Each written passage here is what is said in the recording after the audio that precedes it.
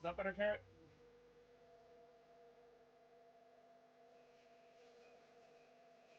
I'm not surprised the music was a bit loud. I'd actually turned it up a bit so I could hear it, but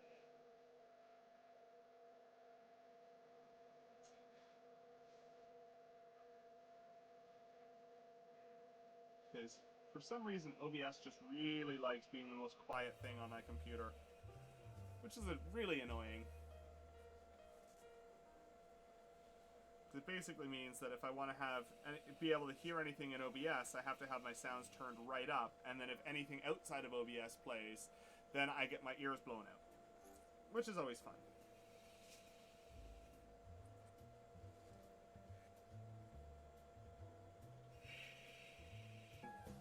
Sandpaper creates a really gross paste.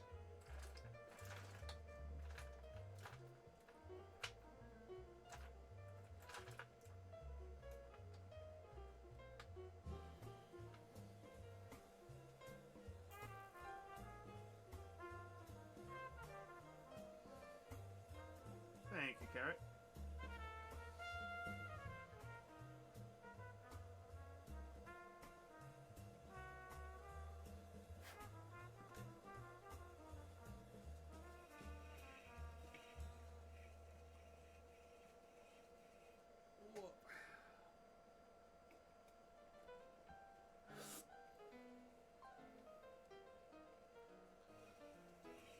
At a lovely...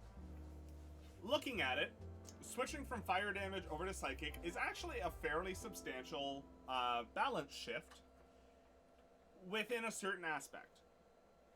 Now, the reason I say it's a balance shift is specifically because fire is one of the most... it is the most resisted elemental damage in the game. Once you discount, like piercing, bludgeoning, slashing from non-magical types. Fire is resisted by the most creatures. Okay. So switching from fire over to psychic, those people are now rolling...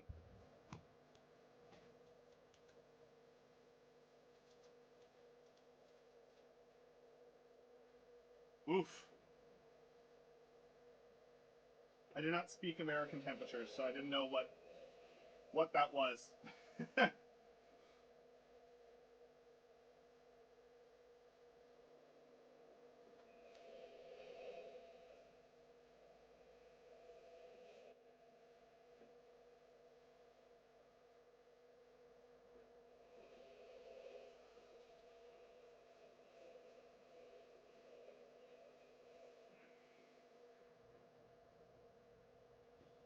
But dude, I don't believe we've seen you around here before, so I'll give you the proper welcome.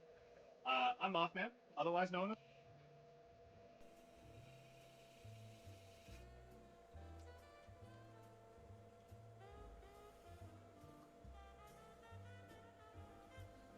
No, I appreciate the heads up. Always good to know.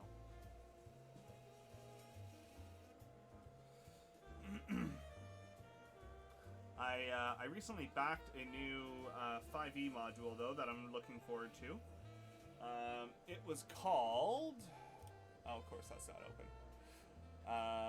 One moment. Let that load real quick. Oh, of course you're installing updates. Okay, well, I'll tell you what it was in a... Maybe I can get it on my phone.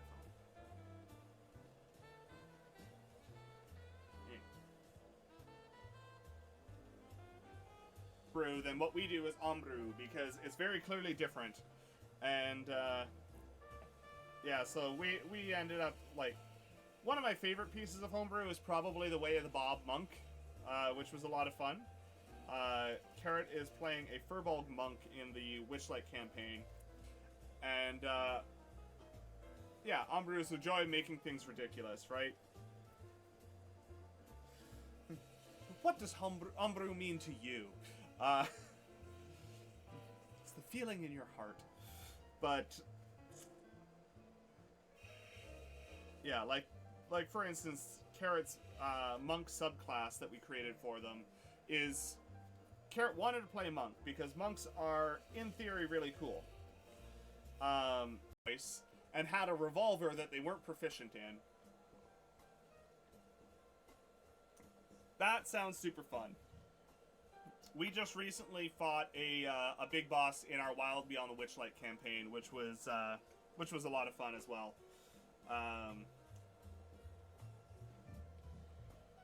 And the party really did a fantastic job of divide and conquer, where my player spent the entire time destroying the equipment that was making them powerful.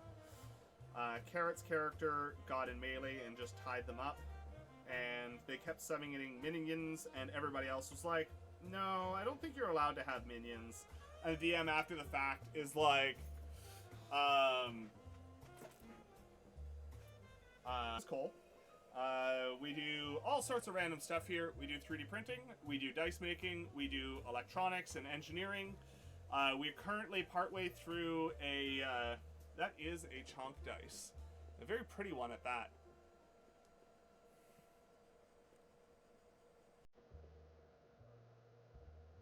Yeah, it's this very pearly, teal, pinky situation. Very, very pretty.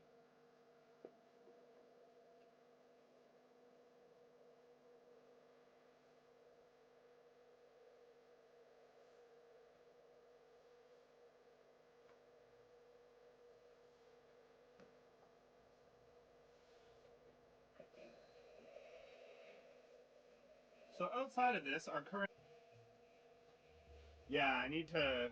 Like, I think right now it's like 2 millimeters deep, and I need it to be like a 1/4 millimeter deep.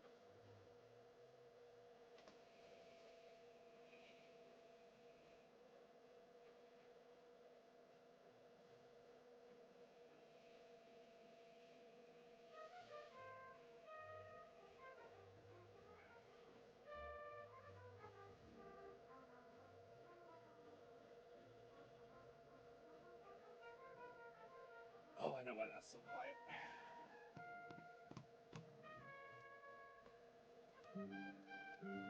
No. Weird.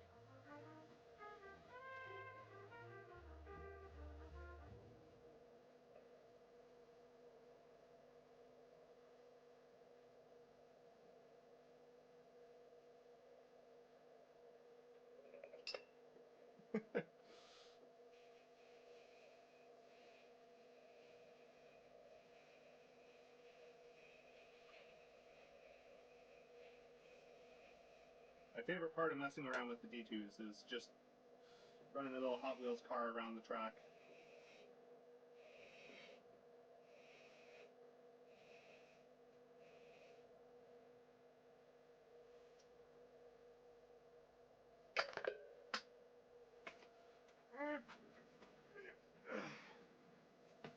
It does clutter around a bit, but that's okay.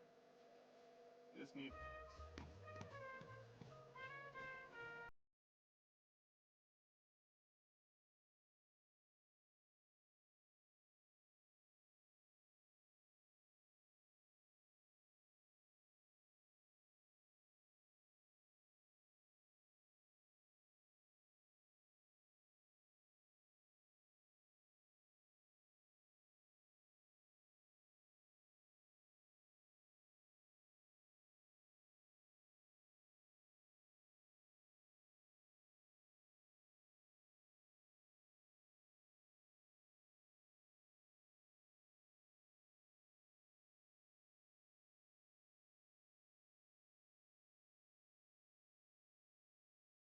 Franco. It doesn't... Because, like, I don't want to see that green because people are going to look over and think that it's fine because it's flashing green. But you are absolutely correct. Like, that is a very, very good point.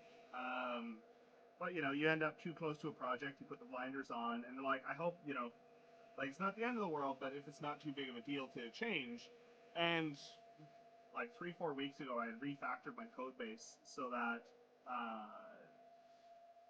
to change everything over to proper functions and all of that. So it ultimately became a 6-minute fix that now we just have to go through and reprogram all the units that are getting ready, which is annoying, but, you know, not the end of the world.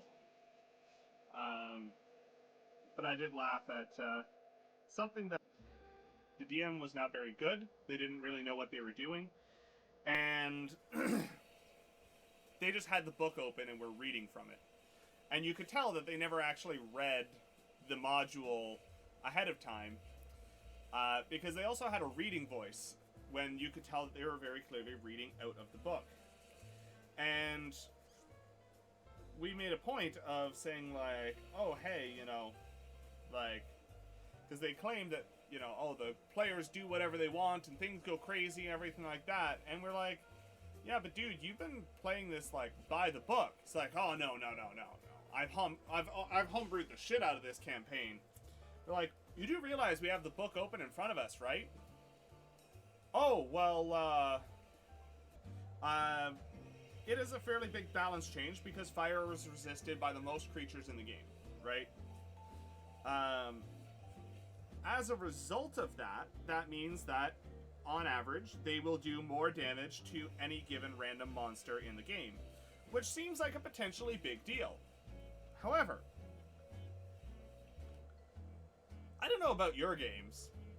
I'm not pulling random monsters from the from the monster manual. I'm not grabbing random monsters. I'm creating my encounters. So it doesn't matter what random monsters or any aggregation of monsters is resistant to. And also, I make the rules. Guess what? That ancient dragon, yeah, they were bullied as a kid and grew a thick skin. They don't really care much about psychic damage. Like, it doesn't matter. And people get really weird about some of this stuff. And they forget that, you know, you're playing a game, something that's supposed to be fun and enjoyable for you and everybody else.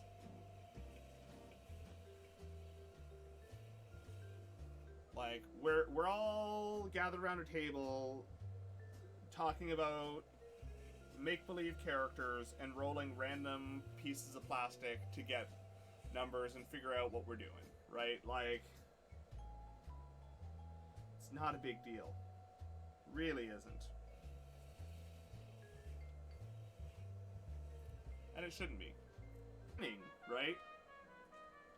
Like, winning is everybody having fun. You can beat a combat, but you can also lose by beating a combat if everybody was so bored the entire time nobody cared. You know, and I know that that Theo mentioned that last night, that they'd recently done a combat and they were so bored because they spent half an hour smashing against a zombie and it was a foregone conclusion. Move on. We roll dice to figure out if something is or isn't going to happen. If there is no probability of something not happening, then just move on. You guys smash the zombie's head in. Oh, you know, it had 100 health left? Actually, it only had 1. Congratulations. How do you want to do this? How do you guys feel? Explain homebrew. In how much detail, Carrot? I mean, realistically, it's not like the parties involved are watching this stream, so I could probably actually be a little bit more specific.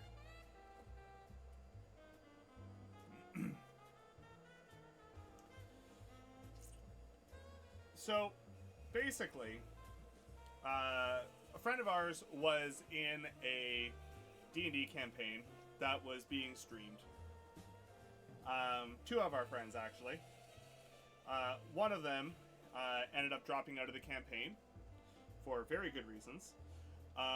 But the other hung around, and it was a painfully bad campaign. Although, you know, follow DeFranco.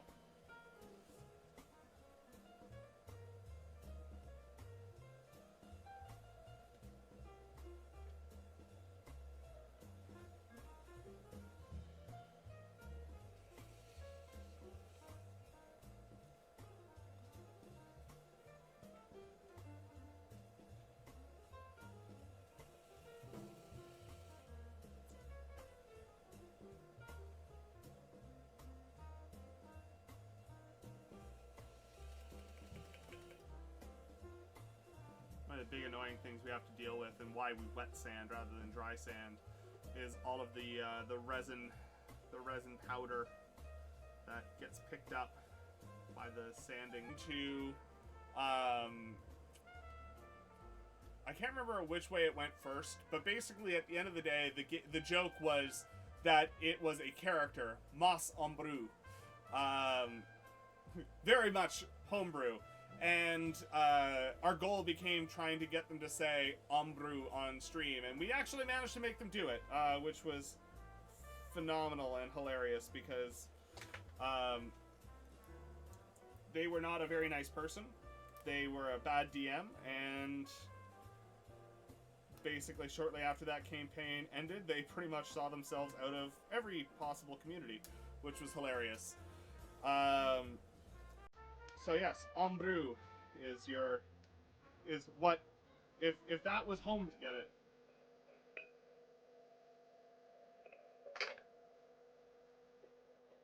And that fell into the danger space. It wouldn't be so dangerous if we didn't have binder clips on here.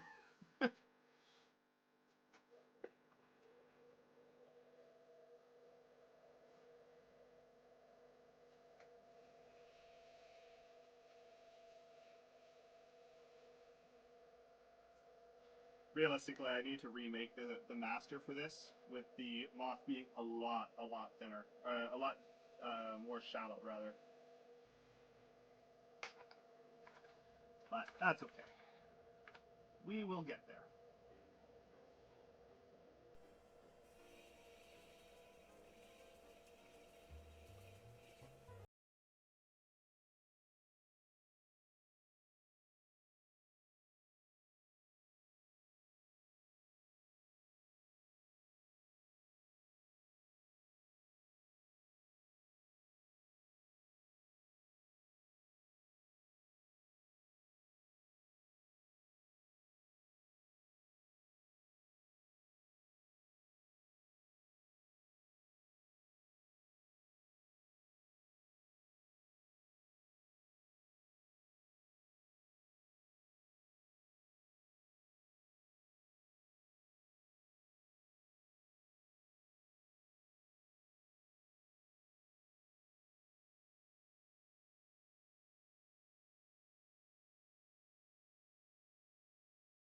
A goblin paladin who wore like ratted out vestments over some really shiny plate armor he had stolen off a corpse.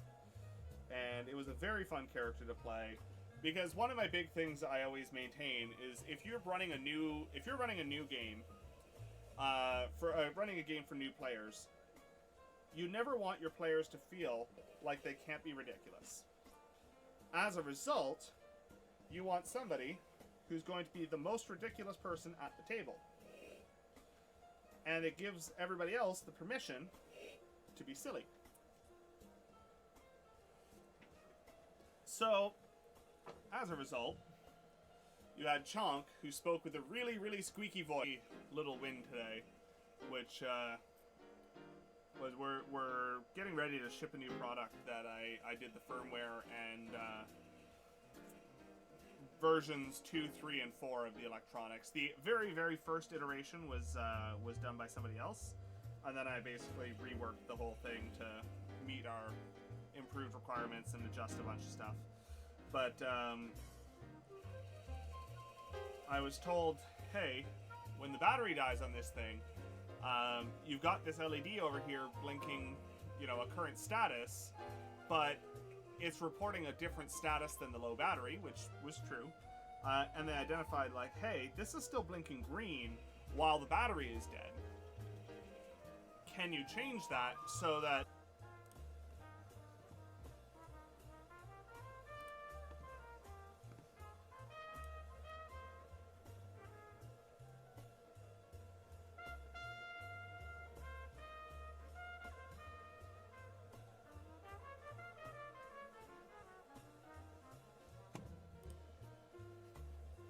absolutely head off, take a nap, no worries at all.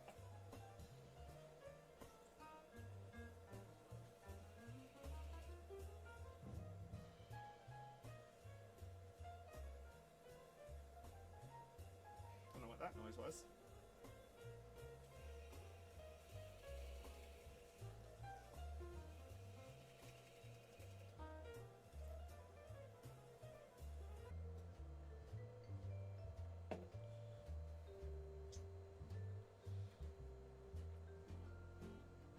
I want to work with my players so that they have the most fun possible.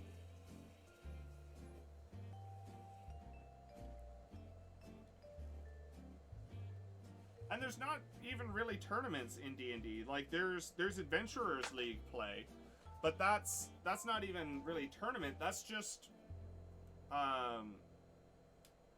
that's just group play that's been organized by modules organized by Wizards of the Coast. And those modules suck, I would like to say. They're terrible, and I never want to run one or play in one. But like, there isn't really win. Well, I guess that means that you you FK for 5 minutes and missed a bonk. Follow the Franco. Welcome in, Franco. Good to see you.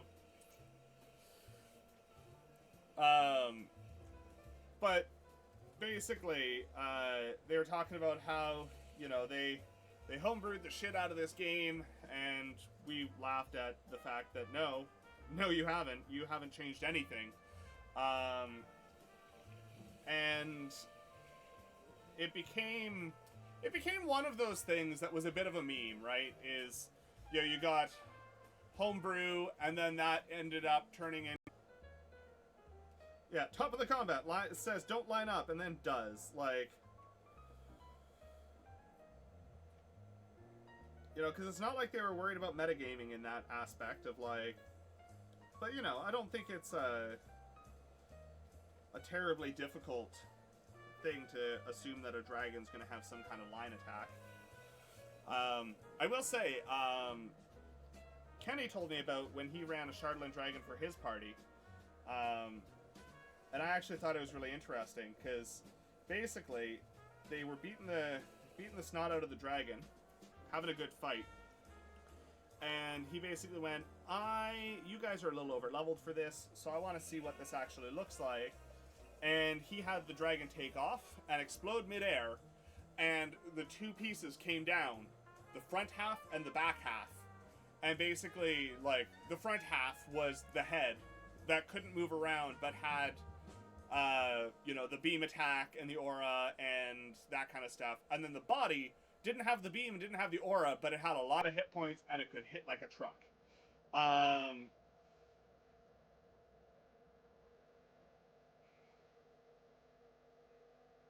Dew on the grass, welcome in. How's it going?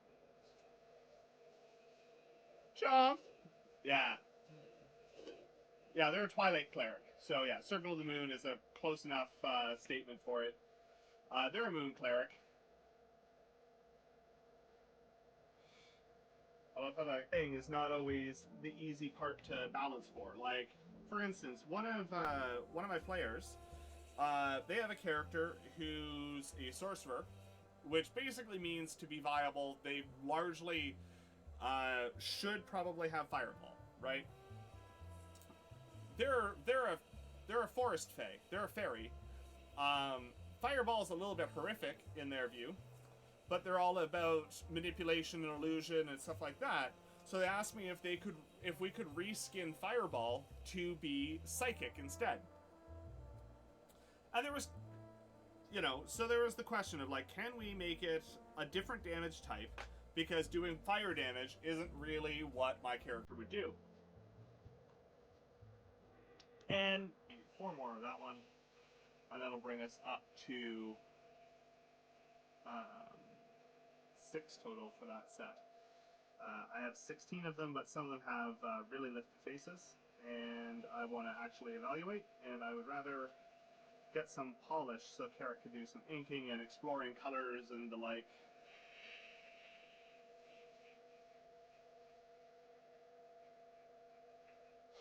As you can imagine, once this is all done, we're going to be doing a dice drop online. We're just going to have to go through and do all the photography and see what's still left in the shop when we're all done. We try not to drop everything all at once, partially because finish off this monster. Describe it for me. Whatever. Carolyn actually has a TPK to her name. I don't. To be fair, Carolyn's TPK is a danger room simulation of basically a friend came to Carolyn and went, "Hey, I know you want to run more combats. We need to learn how to play together as a team. We'd love if you could run a combat for us." And Carrot set up a fairly a difficult but manageable combat as long as they were playing well. But they kept the creature in question. I believe it was the Shardland dragon that Carolyn enjoyed fighting so.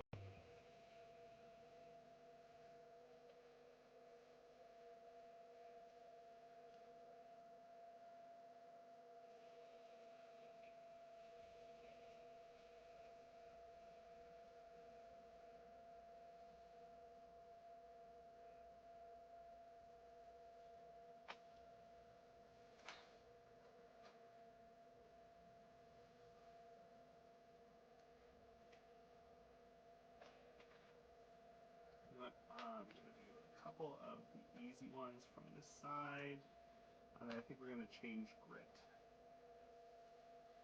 That one earlier, I gave one carrot yesterday, so I'm gonna grab that. So I'm gonna do for the. They were like, yeah, pretty much all of their powers required minions, hirelings, whatever. All of their stuff was like stage directions, directing other people to do stuff. But none of them actually lived long enough to do anything because they had to rush up the stairs to get into the room. At which point, that was going to be the end of their turn. And then we started pulling some really crazy stuff to be like, okay, so some AoE stuff? AoE? Yeah, great, awesome, lovely. And just absolutely destroyed them. So the DM had a rough time that one, but that was fun for us.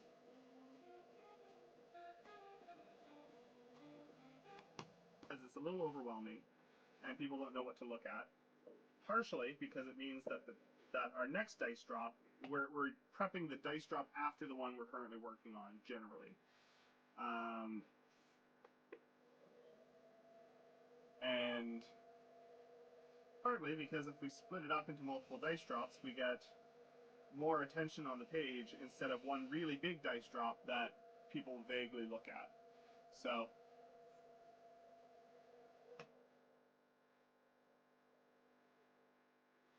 we'll be doing a dice drop. It probably won't be the full, complete totality of everything we have.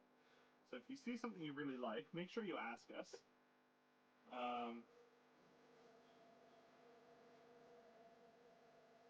More damage against the monsters guide.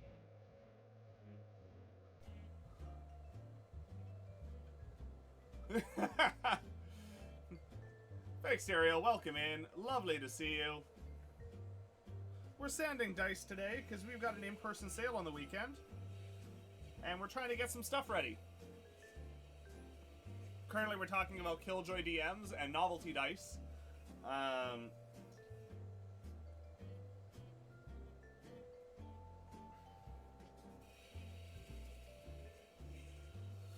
But yeah, like, so the thing is like, my player asked me if they could reskin Fireball to be psychic damage.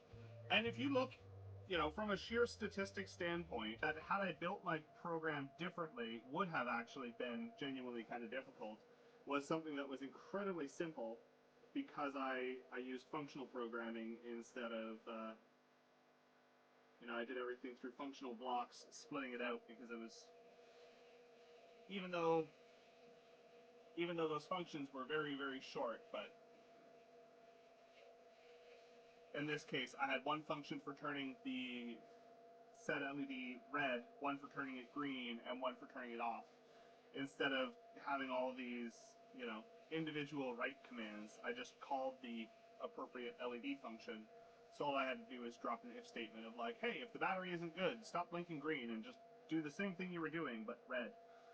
And yeah, that worked out nicely. Yeah, it's a little goblin paladin that was designed for keeping the party alive for some first-time players. And Twilight Clerics are particularly good at that. They are very, very, very strong at... they have some auras that allow people to max out healing, and they've got... they have an aura that maxes healing and also gives 10 hit points every round. And that's a passive thing that doesn't need to be re-upped or anything, so it's a pretty strong piece overall. Yeah, and then Carrot kept running away, which is fine. Whatever. But, yeah, they were a couple of years back. And the big two things it has is it has an aura and it has a beam attack. So don't cluster up and don't line up, which are generally two good rules for most combats overall. And they just kept they just kept making a line and or a group and or both. So Carrot got to absolutely just wreck them, and is still very pleased about it to this day. Rightfully so.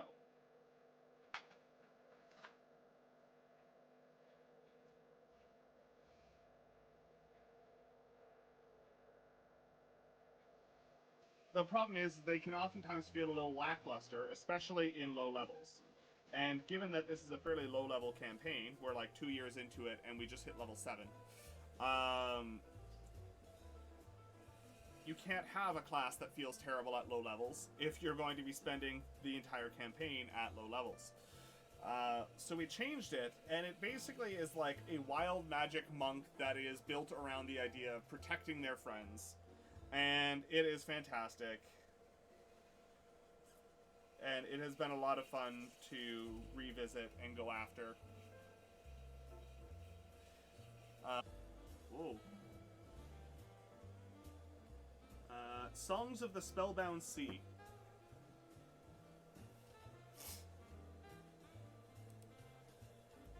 Yeah, I backed a module called Songs of the Spellbound Sea, which is super interesting and is largely, go figure, based around piracy and pirates and pirate crews and the like.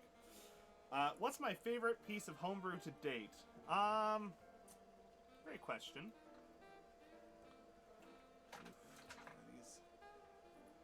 Those are a little lifted. I did not push that lid down hard enough. That one's better.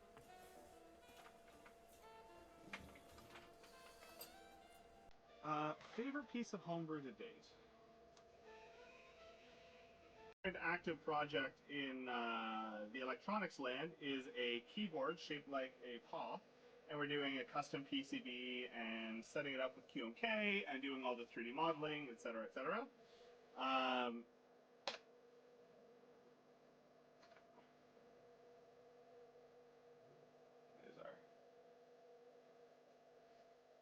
I think I might actually have some D2s that might be worth sending out of the house here shortly.